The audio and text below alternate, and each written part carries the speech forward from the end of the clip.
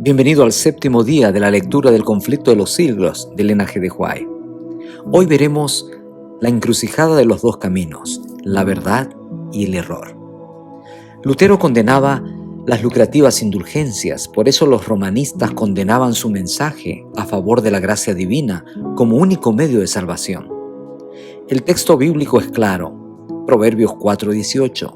La senda de los justos es como la luz de la aurora, que va en aumento hasta que el día es perfecto. En este caminar por la historia iba a aparecer Lutero, el más distinguido reformador de la cristiandad. Como religioso, Lutero se acostaba a veces con el corazón angustiado y pensando con temor en el sombrío porvenir, y viendo a Dios como un juez inexorable y un cruel tirano más bien que un bondadoso Padre Celestial. Servía a un Dios al que no conocía, puesto que a pesar de haber completado sus estudios teológicos, no tenía acceso a la Biblia. Cuando descubrió una Biblia latina en la biblioteca de la universidad, un sincero deseo de librarse del pecado y de reconciliarse con Dios le indujo al fin a entrar en un claustro para consagrarse a la vida monástica. Lutero era un hombre sensible.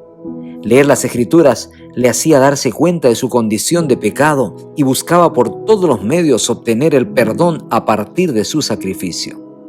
A pesar de todos sus esfuerzos, su alma agobiada no hallaba alivio y al fin fue casi arrastrado a la desesperación. Cuando Lutero creía que estaba todo perdido, Dios le deparó un amigo que le ayudó, el piadoso Staupitz. Le expuso la palabra de Dios y le indujo a apartar la mirada de sí mismo, a dejar de contemplar un castigo venidero infinito por haber violado la ley de Dios y a acudir a Jesús, el Salvador, que le perdonaría sus pecados. Contemplar a Jesús otorgó gran alivio al angustiado sacerdote que comenzó a enseñar en la Universidad de Wittenberg. Fue en un viaje a Roma donde comenzó a ver la corrupción del clero y los vicios e iniquidad con la que éstos se comportaban. Su corazón desfallecía de espanto. Había en la ciudad unas escalinatas que, según la tradición, eran las que había subido Jesús ante Pilato. Como penitencia y tradición, Lutero las estaba subiendo de rodillas cuando vino a su mente el texto de Pablo: el justo vivirá por la fe, Romanos 1:17. Elena G. de White escribe: desde entonces vio con más claridad el engaño que significaba para el hombre confiar en sus obras para su salvación y cuán necesario es tener fe constante en los méritos de Cristo. Su corazón se alejó de Roma para siempre y se convirtió a partir de aquel momento en el príncipe de la Reforma, estableciendo los principios vitales que les daría su fundamento. Comenzó una lucha que haría temblar el poder del Papa en los países europeos.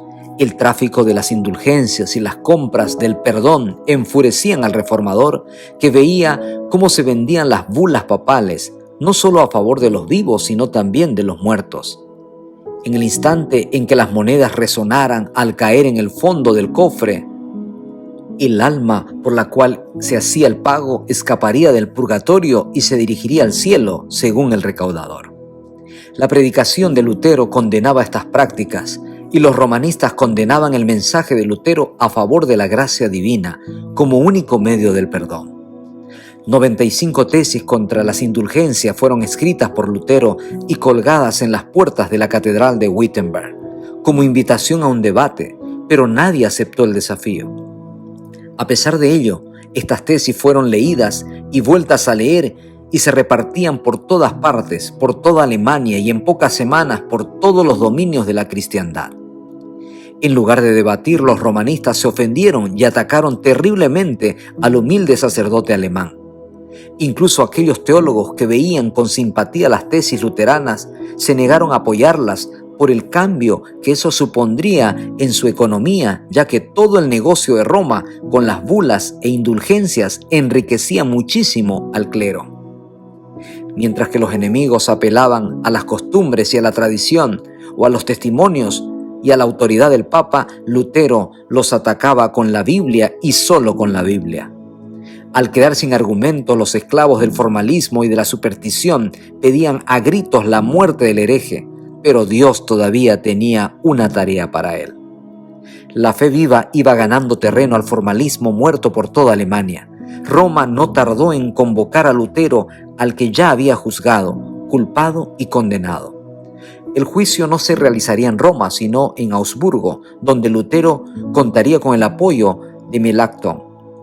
Lutero defendió con dignidad su postura bíblica, refutando las tradiciones y enseñanzas de la Iglesia. Los enemigos de la verdad ardían en rabia al ver la claridad con la que el molesto hereje presentaba sus argumentos. A pesar de todo, Lutero seguía sosteniendo la Iglesia romana y no había pensado en separarse de la comunión con ella.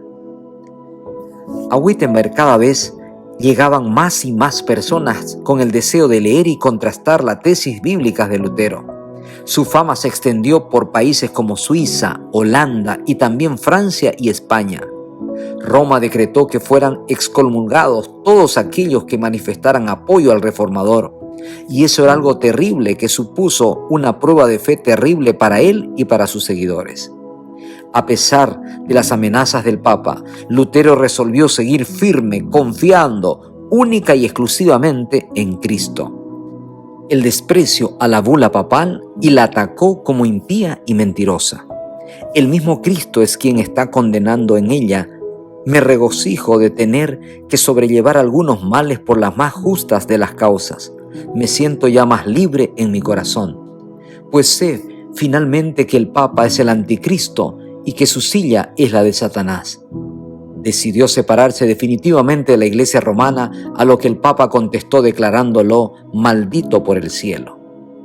El conflicto era intenso y Elena G. de White comenta al terminar este capítulo que el gran conflicto entre la verdad y la mentira, entre Cristo y Satanás, irá aumentando en intensidad a medida que se acerque el fin de la historia de este mundo.